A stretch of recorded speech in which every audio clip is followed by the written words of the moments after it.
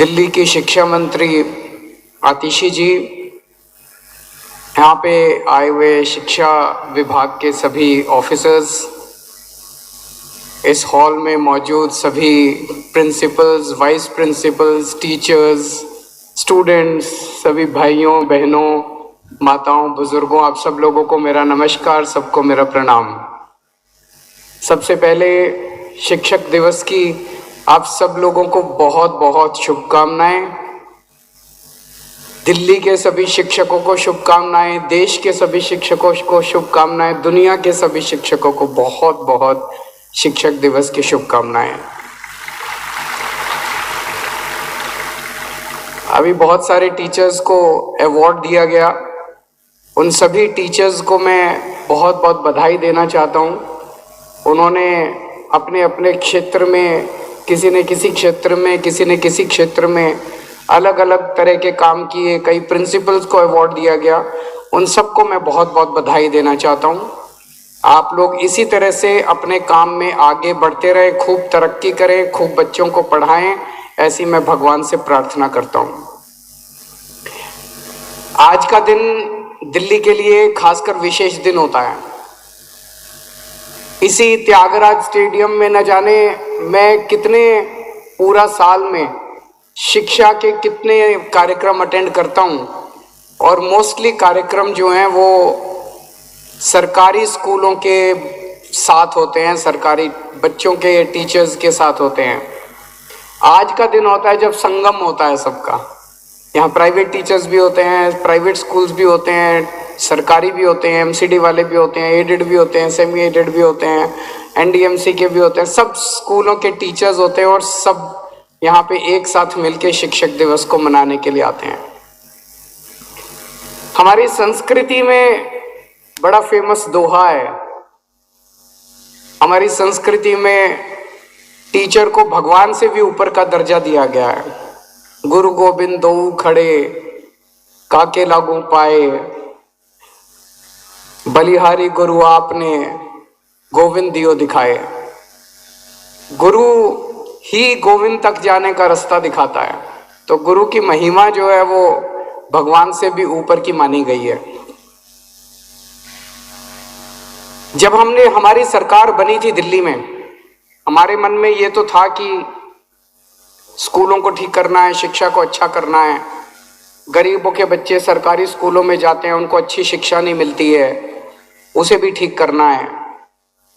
लेकिन रास्ता बहुत क्लियर नहीं था। इच्छा शक्ति थी, पॉलिटिकल विल थी, तो पहले ही साल में आके पैसा खूब लगा दिया हमने। हमारे बजट का 25% हिस्सा हम लोगों ने स्कूलों पे खर्च कर दिया। वो तो सबसे आसान काम था, 25% बजट खर्च कर दिया। लेकिन उस वक्त जब हमारी सरकार बनी थी, सरकारी स्कूलों में टीचर्स के बारे में इतनी गलत धारणा पूरे समाज के अंदर फैलाई गई हुई थी। सरकारी स्कूलों के टीचर तो काम नहीं करना चाहते, सरकारी स्कूलों के टीचर तो आके मटर गश्ती करते हैं, पेड़ के नीचे बैठ के स्वेटर बुनते रहते हैं, फलाना ढिमका, इस अलग अलग किस्म की धारणाएं फैलाई गई थी। यही 60,000 टीचर्स हैं, 60,000 टीचर्स हमारे दिल्ली सरकार के स्कूलों के, जिन्होंने आज 7 साल के अंदर देश के अंदर क्रांति करके दिखा दी। इन्हीं सरकारी स्कूल के टीचर्स ने। हमने तो आके कुछ नहीं बदला, वही 60,000। हमने तो ऐसा नहीं है कि ये 60,000 टीचर्स को निकाल के कोई नए टीचर ले, वही 60,000 टीचर्स हैं।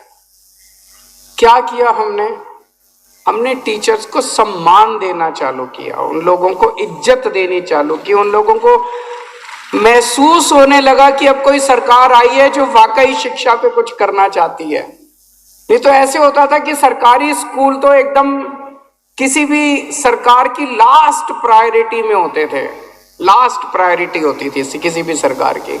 हमने उसको टॉप प्रायोरिटी बना दिया। जब सरकारी स्कूलों के प्रिंसिपल्स विदेशों में जाके ट्रेनिंग करने लगे, फिनलैंड जाके, सिंगापुर जाके ट्रेनिंग करने लगे, जब हमारे टीचर्स आईएम्स के अंदर जाके ट्रेनिंग करने लगे, वापस आए, वो बहुत एनर्जी के साथ वापस आए। जब स्कूलों का इंफ्रास्ट्रक्चर चेंज होने लगा, तो वही टीचर्स ने कमाल करके दिखा दिया। और टीचर और स्टूडेंट का रिश्ता बिल्कुल अलग किस्म का होता है। अभी इस साल हमारे दिल्ली सरकार के स्कूलों से लगभग 1300 बच्चे ऐसे हैं जिन्होंने नीट के और जेई के एग्जाम क्लियर किए हैं। उन 1300 बच्चों के साथ एक दिन मैंने इंटरेक्शन रखा।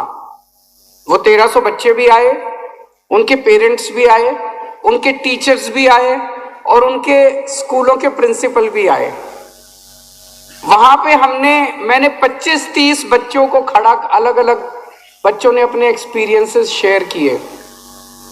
आप यकीन नहीं मानेंगे, हमने उनसे पूछा बच्चों से कि भाई आपने कैसे क्लियर कर लिया नीट, आपने जेई कैसे क्लियर किया, क्या? हर बच्चे ने, एक भी बच्चा ऐसा नहीं था हर बच्चे ने अपने टीचर्स की तारीफ की। मेरे इस टीचर ने मेरी बड़ी मदद की, मेरे केमिस्ट्री के टीचर ने मेरी मदद की, मेरे फिजिक्स के टीचर ने आउट ऑफ द वे जाके। कुछ बच्चों ने तो यहां तक कहा, आंखों में आंसू आ गए।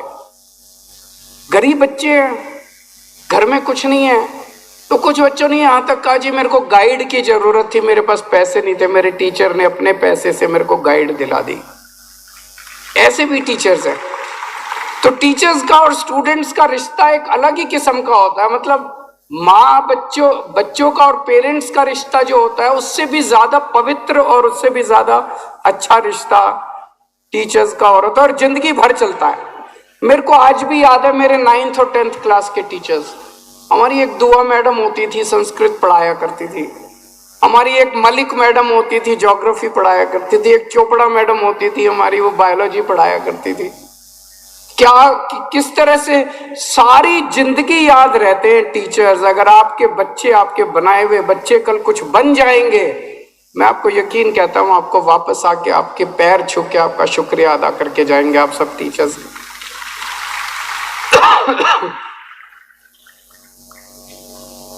समाज वही आगे बढ़ता है जिसमें सबसे ज्यादा रुतबा, सबसे ज्यादा इज्जत टीचर्स को दी जाती है। हमारे देश में काफी समय तक हमारे समाज में सबसे ज्यादा इज्जत टीचर्स को दी जाती थी। आप एंशिएंट इंडिया उठा के देख लीजिए, आप मेडिवल इंडिया उठा के, अंग्रेजों के आने के पहले तक हमारा जो समाज था 19th सेंचुरी के बिगिनिंग तक, 1800, 1810, 1820, 30 तक हमारे समाज में सबसे ज्यादा शिक्षकों को इज्जत दी जाती थी, टीचर्स को सबसे ज्यादा इज्जत दी जाती थी। आपको जान के ताज्जुब होगा, इतनी शानदार हमारा एजुकेशन सिस्टम होता था उन दिनों तक।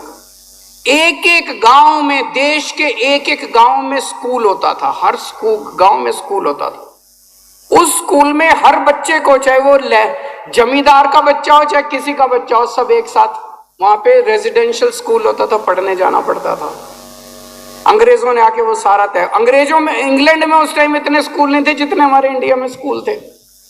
और टीचर्स को गांव के अंदर सबसे ज्यादा इज्जत टीचर को मिलती थी, अध्यापक को मिलती थी सबसे ज्यादा। अंग्रेजों ने, मैकॉले ने आके 1830s के अंदर पूरा सिस्टम उन्होंने तहस नहस कर दिया। हमारा तो वो देश है जहां नालंदा विश्वविद्यालय होता था। पूरी दुनिया से और खासकर पूरे एशिया से बच्चे पढ़ने के लिए नालंदा विश्वविद्यालय, दुनिया का टॉप की यूनिवर्सिटी होती थी नालंदा विश्वविद्यालय। लेकिन आज हमारे देश के अंदर एजुकेशन सिस्टम कितना तहस नहस हो गया। अभी जब रशिया और यूक्रेन का वॉर हुआ और पता चला कि हमारे इतने बच्चे यूक्रेन में फंसे हुए हैं, किस लिए फंसे हुए हैं? वो सारे बच्चे डॉक्टर बनने के लिए, मेडिकल एजुकेशन लेने के लिए यूक्रेन गए हुए हैं। बताओ, यूक्रेन जैसा छोटा सा देश, इंडिया जैसे महान देश के बच्चे यूक्रेन में मेडिकल पढ़ने जा रहे हैं। मेरे को तो बड़ी तकलीफ हुई।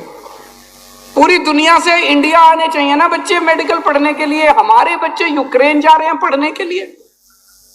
मैं जब आईआईटी में था, आईआईटी जब मैंने पूरी करी, आखिरी साल में लगभग 80-90% मेरी क्लास के बच्चे जो है अमेरिका चले गए। मोस्टली बच्चे अमेरिका चले जाते थे, अच्छे अच्छे पढ़ के और अमेरिका चले जाते थे। मेरा सपना एक दिन ऐसा है जगह जब हम अमेरिका के बच्चों को इंडिया पढ़ने के लिए लाएंगे। इंडिया के एजुकेशन सिस्टम को इतना शानदार, हमारा देश तो सदियों से एजुकेशन का सेंटर रहा है। भारत तो सदियों से एजुकेशन का सेंटर रहा है। इसको वापस अपने को एजुकेशन का सेंटर बनाना है।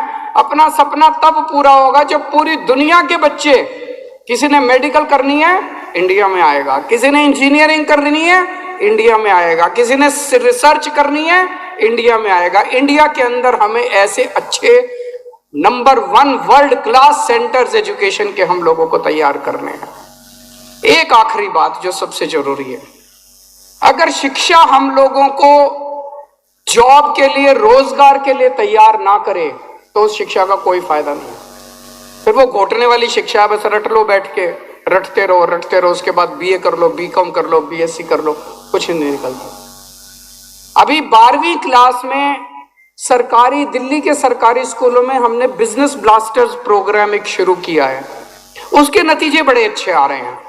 तो यहाँ पे आज कई सारे प्राइवेट स्कूल्स और दूसरे स्कूल्स भी होंगे जहाँ पे ये प्रोग्राम अभी नहीं चल रहा। मेरी आप सब लोगों से गुजारिश है, आप भी अपने अपने स्कूलों के अंदर ये बिजनेस ब्लास्टर्स प्रोग्राम शुरू करके देखें। ये प्रोग्राम बच्चों को नौकरी की बजाय खुद बिजनेस करने के लिए प्रेरित करता है, दिमाग बदलता है। नहीं तो क्या होता है, हर बच्चा 12वीं करने के बाद या ग्रेजुएशन करने या नौकरी ढूंढता फिरता है। अगर सारे नौकरी ढूंढते फिरेंगे तो फिर नौकरियां इतनी कहां से आएंगी। बिजनेस ब्लास्टर्स प्रोग्राम बच्चों को बिजनेस करने के लिए, दिशा में सोचने के लिए मजबूर करता है। तो मेरी आप सब लोगों से गुजारिश है, हमें अब इस तरफ सोचना पड़ेगा कि कैसे हम एजुकेशन को जॉब ओरिएंटेड बनाएं, वो बहुत जरूरी है। आप सब शिक्षकों को एक बार फिर से आज शिक्षक दिवस के अवसर पे बहुत बहुत बधाई। आप देश को ऐसे ही आगे लेके जाएं, देश का भविष्य आप ही लोगों के हाथ में है। बहुत बहुत शुक्रिया, थैंक यू सो मच।